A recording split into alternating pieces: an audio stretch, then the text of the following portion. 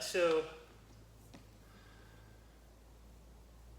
this video I'm going to go over the ultimate technique for the mop. And so this is going to be, unless you've been with me for a while, this is probably not going to make any sense to you, but if you understand how I think from conversation, this will be probably like, I don't know, this is one of the coolest things I've ever figured out.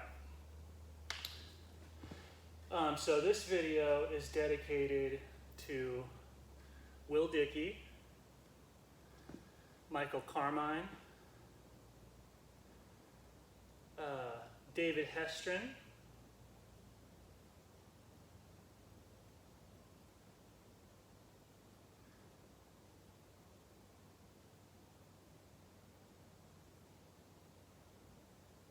a couple of people that are too humble to be mentioned, and then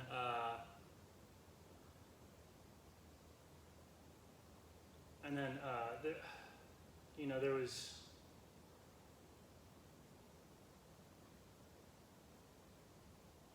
there's Mitch. There's Mitch.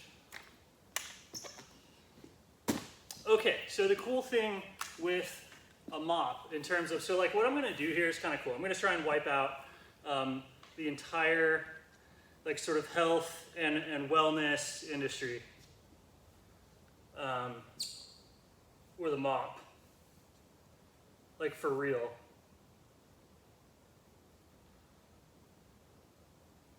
So mops, in terms of their symbolic structures, it's a tool that people have made, right? What's it for? It's to replace having to get down on the hands and knees and then scrub, just limited by the amount of sponge that you can have under your hand, right? So this is what you're normally doing before the invention of a mop, right? And then after the mop was invented, the exact same task was possible with lots of different angles of force automatically available, right? And like a larger surface area of contact, right?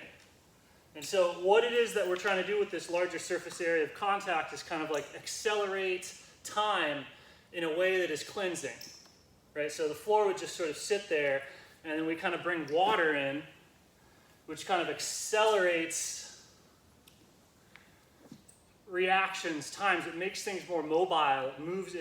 Water enables things to kind of like move around easier. It floats them. It dissolves them. Right. So we're putting the floor, which is dirty. So we're putting a surface of being, which is dirty, in contact with a lot of surface area, with water, and with mechanical abrasion, sort of all at the same time, and with an absorbency, so like the ability to dissolve and absorb dirt. And then you go over and you wring the mop out.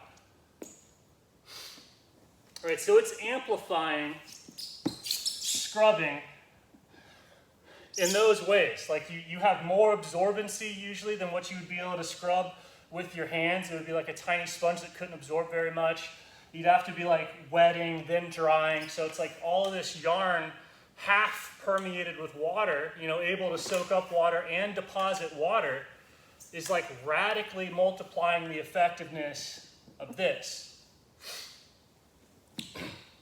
And then as a perceptual object, the mop is incredibly close to the point of all places, because as you're moving it, you are detecting water, earth, space, like the water moving through space. You get this effect of like, what is it like for something to be flying through the air versus the effect of like everything just resting on the ground. Like this is a totally different type of inertia if it's resting on the ground than if it's suspended. And it's like, well, the thing that we're suspending it with kind of is fire. So it's like I'm applying energy, fire, to my body, to the earth of this rod, and it's lifting the water Like there's not that many other objects to where you can actually drag water around with you as an object. It's like a bucket, a bag. Like there's not a lot of things that'll let you just freely manipulate quite a bit of water in a way where the water can actually move the way that it would want to move, right? Like when this thing's mostly wet, it moves as if it's water with like a little bit of a yarn structure on the inside. So in terms of a mop, it's like that's when you're perceiving all that, like when you're perceiving the movement of water through air mediated by earth, by the stick, by the ground, by the body, right? That's very, very close to everything that you could be sensing all at the same time.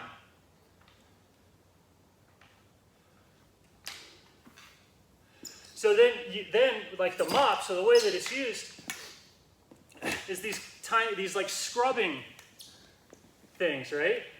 Like this is the most effective mopping thing. Let's say you were more athletic, right? And you had more skill with a mop. You could be like, woo, yeah, I'm doing mop tricks. Like, yeah. And it's like, that doesn't actually help the activity or the telos or the function of the mop, right? So the mop simultaneously is a tool that like equalizes people because the crazy tricks don't help like what's an effective scrubbing action. Right? So the mop does this, like the water-earth yarn combination has this scrubbing effect of any perception that it's touching. Right? So if this can rest on the structure, you can start doing exercises, say, to clean off your tailbone. And it's incredibly easy to target the tailbone in your perception and kind of get everything around it cleaned and warmed up.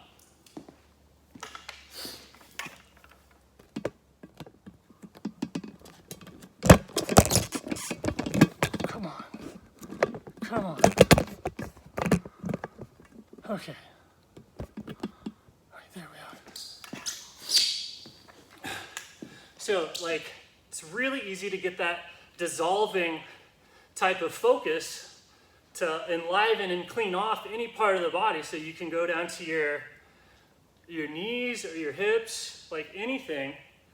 Any sort of movement pattern has a surface to it.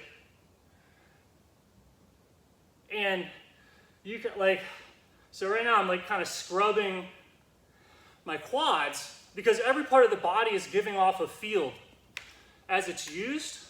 And then so is this. This interacts with the field.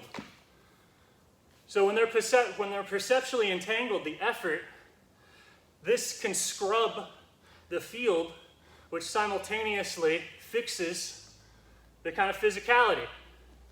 And this is the degree to which this is more effective than yoga that doesn't, than exercises that don't use this tool is the same as scrubbing with your hands versus mopping. So all those benefits and stuff, like the degree to which you could like fix this stuff by running or doing exercises or anything, of like trying to get the gunk in there to dissolve by like increasing your heart rate or doing massage or like whatever to get to, because you're trying to get in there. The same thing is like clear off the nervous system and the nerves so that the sensation comes back, dissolve stuff that's not supposed to be there, get it to go into the water so it goes into the lymph system, and then physical motions to kind of like facilitate this, right? So it's like you can pick some part of the body like the spine and you clean it.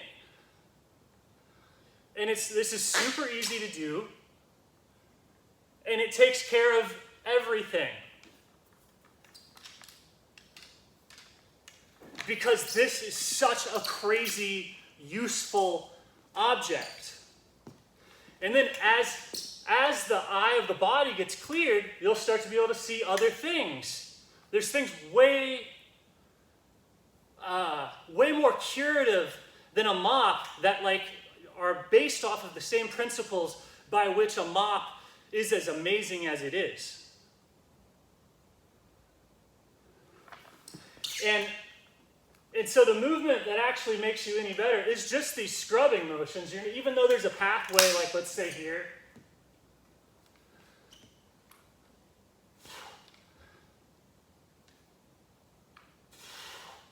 I'd figure out an angle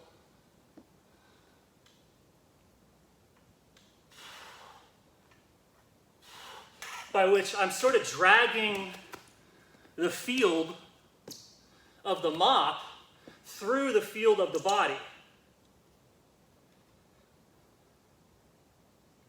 And everything is giving off ridiculous amounts of electromagnetic fields.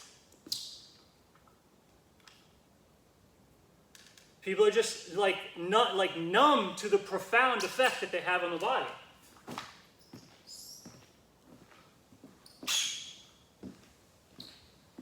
And so there's literally there's nothing else to do. That's the fastest way you can exercise to heal yourself. Other than some sort of like elaborate electromagnetic car wash that somebody's invented. Right? There's probably ways that are like crazier, where it's like you're dissolving your consciousness in drugs and then going through like some sort of Tesla coil array, or standing in some extreme force of nature to like blast all the gunk off of you. Yeah, there's probably things that are like better than a M.O.P, but in terms of just like cleaning up in a rather mundane way what's there, right then, using just the force and the effort of the person alone without some sort of elaborate hoopla-doopla, I don't think there's anything better than a M.O.P.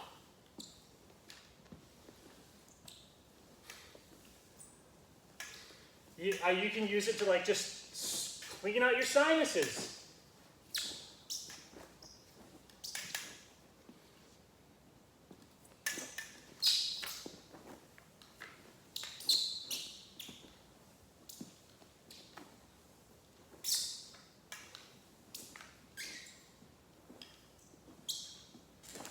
But like once everything's like clean and open, you can like actually see things, then there's not this like reliance on getting the correct data or information to like figure out what's going on, because you can see the energy going into a person, or into a technology, or into a device, and you can see like the life around stuff. You can see if things are beautiful or not, and if they're not beautiful, if they don't have beautiful energy, right? I don't mean physically beautiful. I don't know what physical beauty is, but if they're not beautiful in the sense that they are alive, that's dangerous. So if people could just see which choices are alive and which choices are dead, things would be a lot easier. But it's like if you don't want to have to worry about exercising or doing everything all the time, it's just like spend a couple days a week cleaning the body with like soak this thing so it's as heavy as possible, so there's a ton of water, and just sort of scrub out your suboccipitals, like each vertebrae. Like just get the whole body nice and clean, and then, woo,